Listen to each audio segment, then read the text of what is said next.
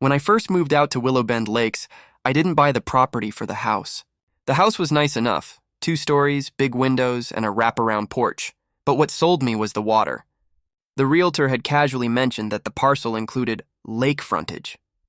What she didn't emphasize, but what I discovered after poring over the survey and deed, was that the frontage wasn't just a slice of shoreline, it was the entire lake. It wasn't huge, maybe 40 acres across, but it was mine. I owned the water, the banks, the tiny inlet at the north end where herons hunted minnows, all of it. To me, that meant weekends spent fishing with my nephews, quiet mornings kayaking, maybe even buying a little pontoon boat for lazy summer afternoons. At first, the neighbors seemed friendly enough. Willow Bend Lakes had one of those ever-present HOAs, complete with newsletters, dues, and rules about grass height and mailbox colors. I wasn't thrilled about that, but since the house and lake were perfect, I figured I could live with it. For the first year, I kept mostly to myself. I worked remote, enjoyed the peace and quiet, and occasionally waved to folks walking by. I noticed, though, that more often than not, people treated the lake as if it were communal property. Fishermen set up on the banks, teenagers swam off the dock, and once in a while, the HOA even held cookouts on the shore. I didn't mind much. I figured it was neighborly to share, and as long as things didn't get out of hand, I wasn't going to play the heavy. That changed the summer I bought the boat. It wasn't anything fancy, just a mid-sized aluminum fishing boat with a small outboard motor. I built a little dock on my property and tied it up there.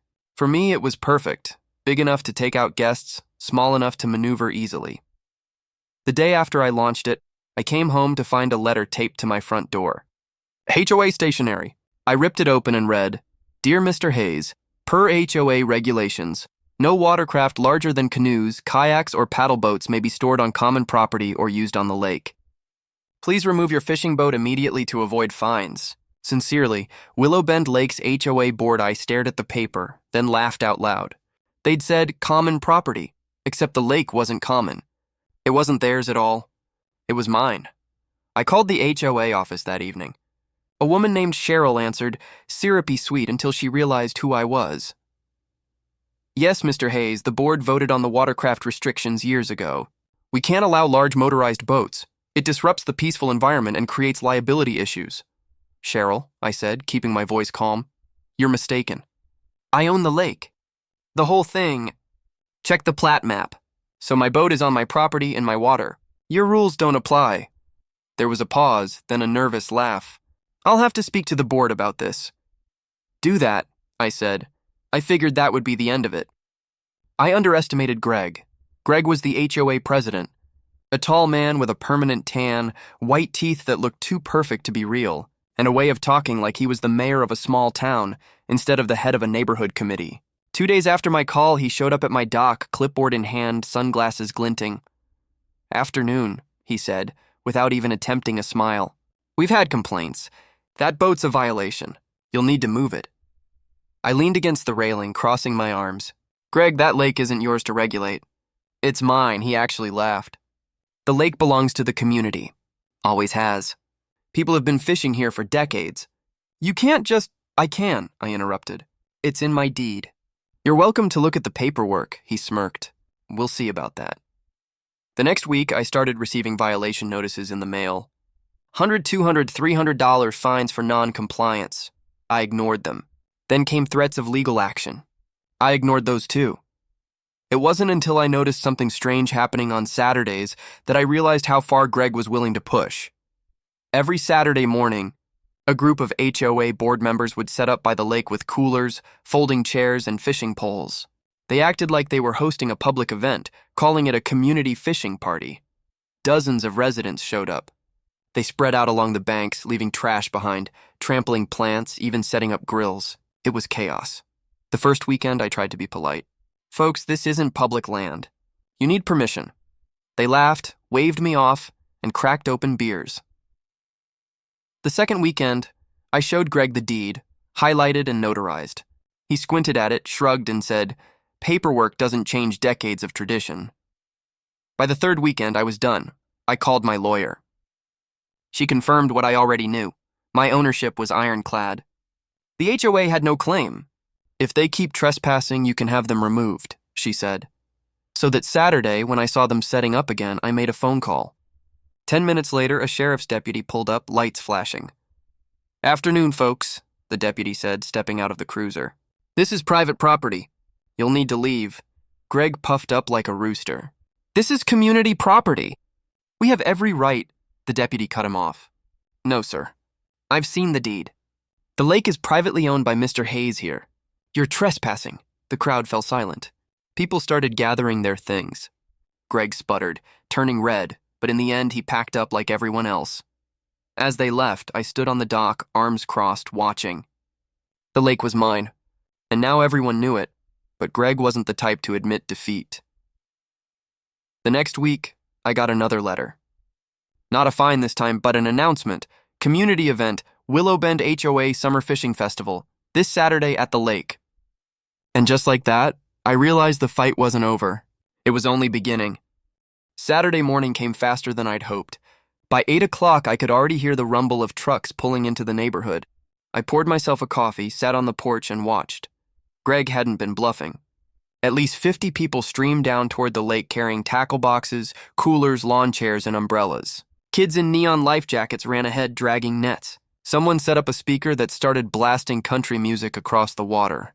It looked less like a community event and more like a carnival. I shook my head. This wasn't going to fly. By 9, they'd staked out nearly the entire bank. One guy had backed his truck up to the shore and was tailgating, grilling hot dogs. A group of teens splashed into the shallow end, shrieking as they tossed a football. The speaker cranked louder, and there was Greg, standing in the center of it all like he was hosting a county fair. He wore a polo shirt embroidered with the HOA logo, clipboard in hand, strutting from group to group shaking hands. He saw me watching from my porch and raised his cup in a mock toast. I dialed the sheriff's department again.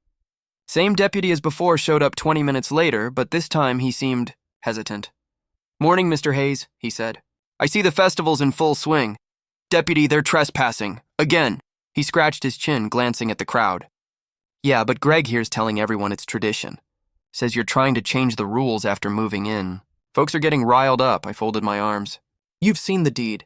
"It's my property." "I have," he said carefully. "But if I start dragging people off, it's gonna get ugly fast.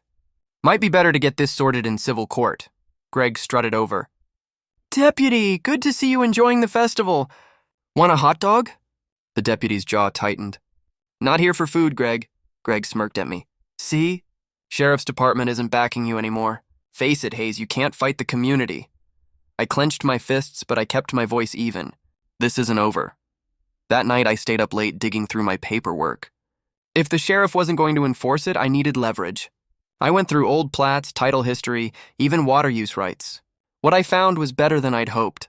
Not only did I own the lake, but I owned a 50-foot buffer strip around the entire shoreline. Every inch of bank they'd been using? Mine. The next day, I called my lawyer. "I want trespass signs up by next weekend. Big ones, legal language. Can we do that?"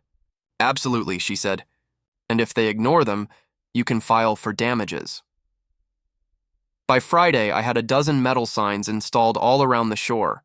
Private property, no trespassing, violators will be prosecuted. I even added my parcel number to make it official. Saturday morning, I woke early. I brewed my coffee, sat on the porch, and waited. Sure enough, the trucks rolled in. People lugged their gear, kids ran laughing toward the water until they saw the signs. Confusion spread through the crowd. Greg pushed to the front, red in the face, clipboard clutched like a weapon. "This is harassment," he shouted across the lake. "You can't stop us from using our own lake." I walked down to the dock, holding a copy of my deed in one hand. "Greg, I own the lake." "I own the shoreline." "You're trespassing." "I've warned you." "Next time it's court." Murmurs rippled through the crowd. Some folks started backing away. A woman tugged her husband's arm. "He's serious, Greg. I don't want to get sued." Greg's face darkened. "Don't you see what he's doing? He's trying to take away what belongs to all of us." I held the deed higher. "What belongs to me? Paperwork doesn't lie. Ask the county recorder's office, that did it." Half the group started packing up. By noon, only Greg and a few diehards remained, sulking on lawn chairs. Eventually, even they left. I thought maybe, just maybe, the fight was over. But Greg wasn't finished. The next week, I got another letter. This one wasn't a fine or a festival announcement. It was a notice of an HOA lawsuit. They were suing me for interfering with the community's enjoyment of shared resources. I took it straight to my lawyer. She skimmed it, smirked, and tossed it onto her desk. They don't have a case, but they're hoping to wear you down with legal fees. Can we counter? I asked. Oh, we can do better than that, she said. We'll hit them with a trespass injunction and damages for the mess they left behind. The court date was set for a month out. In the meantime, Greg doubled down. Flyers went up on mailboxes accusing me of being a selfish outsider who wanted to steal community traditions. Someone even spray-painted Lake Rat on my mailbox. I stayed calm. I had the law on my side. The day of the hearing, the courtroom was packed. Greg and his board sat on one side, puffed up and smug. I sat on the other with my lawyer, deed copies neatly stacked. The judge listened patiently as Greg's attorney made his case. The lake had always been considered community property. Residents had established rights through decades of use. And I was disrupting harmony. My lawyer stood, adjusted her glasses, and laid the deed on the judge's bench. Your Honor, the property lines are clear. My client owns the lake and the surrounding buffer. The HOA has no legal claim. Their use has been permissive at best, and my client has the right to revoke that permission at any time. Greg jumped up, red-faced. But this isn't fair. We've always fished there. The judge raised a hand. Fair or not, the law is clear. Mr. Hayes owns the lake. The HOA has no authority to regulate it or access it without his consent. He banged the gavel. Case dismissed. Greg sat down, pale and seething. I walked out of the courthouse with my lawyer, grinning. The war wasn't just mine anymore, it was official. The HOA had lost. But as I drove home, I couldn't shake the feeling that Greg still had something up his sleeve. For about 2 weeks after the court ruling, life was quiet. Too quiet. The lake lay calm each morning when I stepped onto the porch with my coffee.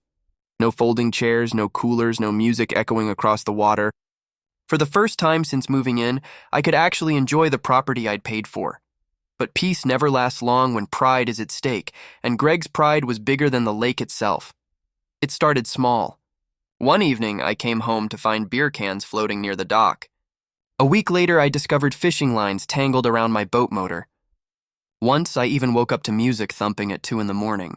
When I went outside, a group of teenagers sprinted off into the woods, leaving rods and tackle scattered on the bank. All of it had Greg's fingerprints. He couldn't win in court, so he'd turned to nuisance tactics. I installed security cameras around the dock. Bright floodlights, motion-activated, facing the shoreline. The next morning, one of the cameras had been ripped down and thrown in the lake. That was when I knew Greg wasn't going to stop. I called my lawyer again. She sighed. We can file another injunction, but unless we catch him personally, he'll claim it's just neighborhood kids. Honestly, you might want to start thinking less like a homeowner and more like a strategist. Strategist. I rolled the word around in my head. She was right. If Greg wanted a war, I needed to fight smart. The next Saturday, I was ready. I woke before dawn, sat on the porch with a thermos of coffee, and waited. Sure enough, around 6, I saw shadows moving along the opposite bank. Flashlights flickered, then went dark. Voices carried faintly across the water. I rowed my kayak silently into the reeds, keeping low. When I rounded the bend, I saw them, Greg and 3 other board members hauling coolers, bait buckets, and rods. They were setting up like they owned the place, whispering and laughing. I took out my phone, zoomed the camera, and hit record. 10 minutes of footage later, coolers, rods, their faces lit clear in the dawn, I had all the proof I needed. The next day, I delivered copies to both my lawyer and the sheriff's office. The deputy called me personally that evening. Mr. Hayes, he said, I've spoken with Greg. Trespassing charges are being filed. He's not happy, I chuckled. I'm not exactly losing sleep over Greg's happiness. But Greg wasn't going to take it lying down. The retaliation came 3 days later. I stepped onto my porch and froze. My boat, my prized little fishing boat, was sinking. Someone had drilled holes in the hull. The dock was littered with shredded rope and a busted padlock. I called the sheriff again, but without video proof, it was just another report. My lawyer said the same thing. We can't tie it to him unless we catch him in the act. That night, I set up new cameras, hidden this time, tucked into birdhouses and fence posts. I wasn't taking chances anymore. Sure enough, 2 nights later, the footage showed Greg creeping along the shoreline with a flashlight, checking the signs I'd put up. He didn't vandalize anything this time, but it was enough. Proof that he was trespassing in the middle of the night. My lawyer filed for a restraining order. Greg was officially barred from coming within 50 feet of my property. The next HOA newsletter was a masterpiece of spin.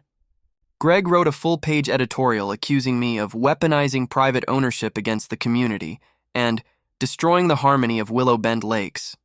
He called me an outsider, a selfish hoarder of natural resources. I almost laughed, until I saw the petition at the bottom, special meeting, vote to raise dues for legal fund to reclaim lake access. That was his new angle.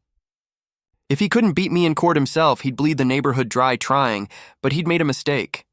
See, while Greg was busy stirring up resentment, I'd been doing my homework. I discovered that the HOA's insurance policy specifically excluded litigation costs for property disputes outside their governance. Translation: if they used HOA funds to fight me, they'd be violating their own bylaws. At the special meeting, the clubhouse was packed. Greg stood at the front, sweating but smiling, whipping up the crowd. "This lake has always been ours. Don't let one man steal it. We need to raise dues, hire the best lawyers, and fight back." Murmurs of agreement filled the room. Some neighbors nodded, but I stood up, raised my hand, and walked to the front. "Before you vote," I said, holding up a copy of the insurance policy, "you should know that using HOA funds for this fight is a violation of your own bylaws. If you do it, I'll sue the HOA itself, and I'll win, which means every single one of you will be personally liable for damages." Silence. The room shifted. People glanced at each other nervously. Greg's face turned the color of a stop sign. "He's bluffing!" he shouted.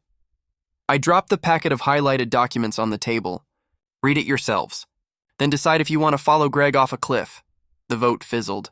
Only a handful supported him. The rest left grumbling, casting Greg dirty looks. That night, my phone buzzed with messages from neighbors. Some apologized. Others offered support. One even brought over a pie, saying, "I never liked Greg much anyway." For the first time since this whole mess started, I felt the tide turning. Greg, though, wasn't done. The following Saturday, I woke to the sound of engines, loud, roaring engines. I ran outside to see 3 jet skis tearing across the lake, carving up the water, blasting music. They swerved dangerously close to my dock, spraying water everywhere. I recognized the riders instantly. Greg and his 2 sons. I grabbed my phone, hit record again, and dialed the sheriff. This time there was no hesitation. Deputies arrived in minutes. Greg and his sons were cited for trespassing, reckless boating, and violating noise ordinances. As the deputies led them off, Greg glared at me across the water. He didn't say a word, but the message in his eyes was clear. He'd fight until the bitter end. I tightened my grip on the phone. Fine. If he wanted bitter, I could do bitter, because I wasn't just defending a lake anymore. I was defending my right to live in peace, and I was done playing nice. The morning after Greg's jet ski stunt, I sat on my porch with my coffee, watching the ripples still lapping against the dock. The lake looked scarred, muddy, churned up from their little joyride. My boat was gone, but the water still shimmered under the early sun, calm and mine. I knew Greg wasn't finished. He'd been humiliated too many times to quit. Men like him don't walk away. They double down even when the writing's carved in stone. Sure enough, a week later, I got another letter. This one wasn't taped to my door or stuffed in my mailbox. It came by certified mail, thick envelope, return address of a law firm I didn't recognize. Inside was a notice. The HOA had filed a new lawsuit, not to take my lake, but to seize access easements for community enjoyment. In other words, they weren't trying to steal it outright anymore. They wanted permanent rights to use it. It was a desperate move, but a dangerous one. I took the papers to my lawyer. She flipped through them, brow furrowing, then smiled. They've overplayed their hand. The HOA has no standing for easements unless the original plats included them. Yours don't. This is going to backfire. Backfire how? I asked. She tapped the page. If we counter, we can not only have the suit dismissed, we can petition to strip the HOA of any authority over your property entirely, permanently. That night, I slept better than I had in months. The hearing was set for mid-August. Until then, I kept my guard up. I replaced the cameras Greg had smashed, added motion sensors, and even put a trail cam in the woods. If he tried anything, I'd know. He did. 3 nights before the hearing, alarms blared at 2 a.m. I bolted upright, grabbed a flashlight, and ran outside. At the shoreline, I caught sight of a figure crouched by one of my trespass signs, wrench in hand. "Greg!" I shouted. He froze, then bolted into the trees. The camera caught the whole thing, clear as day. His face lit by the floodlight, his hand gripping the wrench. The next morning, I emailed the footage to my lawyer. She laughed. "That's the nail in the coffin. He's done." The hearing drew a bigger crowd than before. Word had spread, and neighbors filled the benches whispering, waiting to see the showdown. Greg sat with his lawyer, sweating through his suit. I sat with mine, calm. The evidence stacked in neat folders at our table. The judge entered, called the case, and Greg's lawyer launched into a speech about historic use, community rights, and fairness. My lawyer stood, walked to the projector, and played the footage. Greg's face on the screen, wrench in hand, trespassing in the dead of night. The room went silent. "Your Honor," she said, "the HOA not only lacks standing to demand easements, but its president has repeatedly violated trespass laws in direct defiance of court orders. This lawsuit is frivolous and malicious. We request dismissal with prejudice and full legal fees awarded to my client." The judge leaned forward, steepling his fingers. "Mr. Stanton," he said, addressing Greg, "do you have anything to say for yourself?" Greg stood, trembling with rage. "This man moved into our community and thinks he can take everything from us. That lake belongs to all of us. It always has." The judge's gavel cracked. "Sit down. The lake belongs to Mr. Hayes. That is established fact. This suit is dismissed with prejudice. Furthermore, the HOA is hereby barred from asserting any claims over Mr. Hayes' property in the future. And Mr. Stanton, consider yourself lucky the sheriff isn't here to arrest you today." Gasps rippled through the courtroom. Greg slumped into his chair, face ashen.